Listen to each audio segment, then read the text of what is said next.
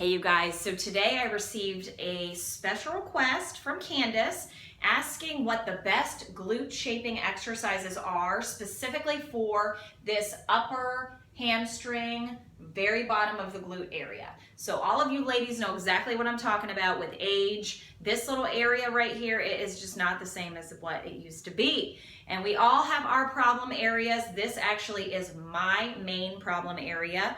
And I want to show you two of my favorite exercises with the kettlebell today.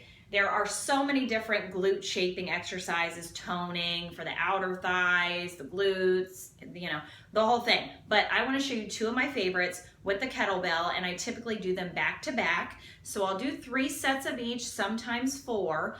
And to be honest with you, I try to go high reps with it, minimum of 15. If you can do 20 to 30 reps, then that's even better. Make sure that you're staying somewhere medium with your weight. You don't need to be going extremely heavy unless you're trying to build mass. That's a whole nother element to it, but if you're just trying to tone it down, burn the fat, shape it, then you want to stay, you want to have resistance there, but you don't want it to be so much weight right off the bat that you're pulling your back out trying to lift it up. So for me, I'm pretty strong with that area because I've been doing it for a long time. So my kettlebell is usually about 45 pounds when I do that. But I would say minimum 20 pounds would be a good weight. I think people underestimate their strength in that area and they're just kind of going through the motions and they're not really doing very much, so they're not pushing themselves, they're not benefiting as much as they could. So I'm going to show you just using a 20-pound kettlebell today, but challenge yourself. High reps if you are trying to burn fat, tone down, higher weight, lower reps if you're trying to build mass. I know that's like the thing nowadays. It's not so much, building the arms and abs, it's all about the booty. So Candace, I will show you as best as I can, girl.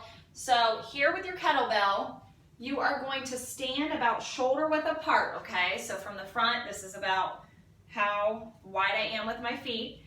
And as you lower down, so you're basically doing a deadlift motion, and I'm not going to have you go extremely stiff leg, not completely stiff leg. You are going to slightly bend as you go down.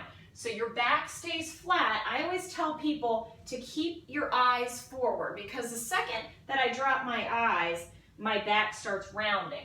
You'll see people doing that all the time. That's completely wrong. You really want to keep your back as flat as you can. So you're sticking your butt out, back flat, eyes up, slight bend in the knees, and then straighten completely up and tilt your pelvis forward a little bit, squeezing the glutes.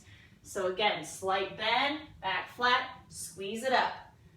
Nice and controlled. So again, minimum 15 reps. Max, I wouldn't do any more than 30 to be honest with you, but I typically stay around 20, 25 reps. So once I get done with that, I'm going to go into a plie squat.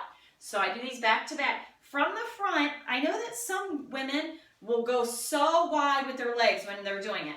Do not go that wide. I personally, if you're trying to get just that area you were talking about, Candace, right under the rear end, right above the hamstrings, I usually go a little bit closer in, still tilting my toes out in the plie.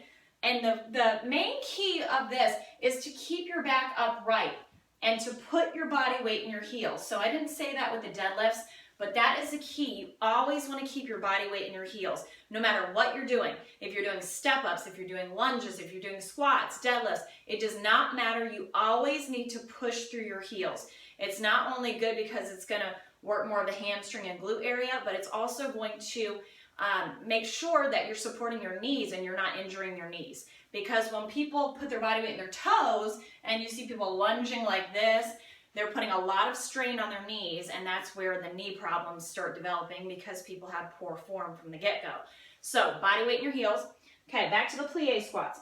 Toes pointed out, and when you go down, keep your back flat. You're going out. Try to go as low as you can and squeeze up. Again, just like I was talking about with the core, contract, contract, contract. You're squeezing your glutes as you stand up. So from the side, we're plieing back straight up. So I don't want to see any of that because that's basically what we just did with the deadlift. You want to be upright, stick your butt out because you're really sitting back in those heels.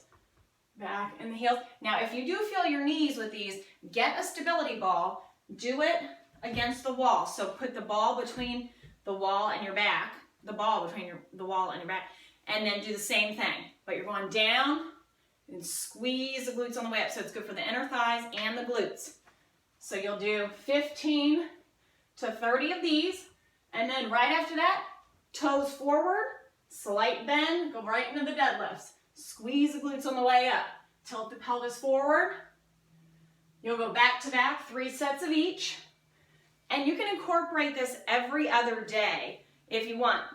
Never do it back-to-back days because you need at least 24 to 48 hours of rest in between doing any weights. And if you do this at least twice a week, incorporated into your other exercises, it should start shaping that booty area in no time. So please holler if any of you have any specific questions about anything.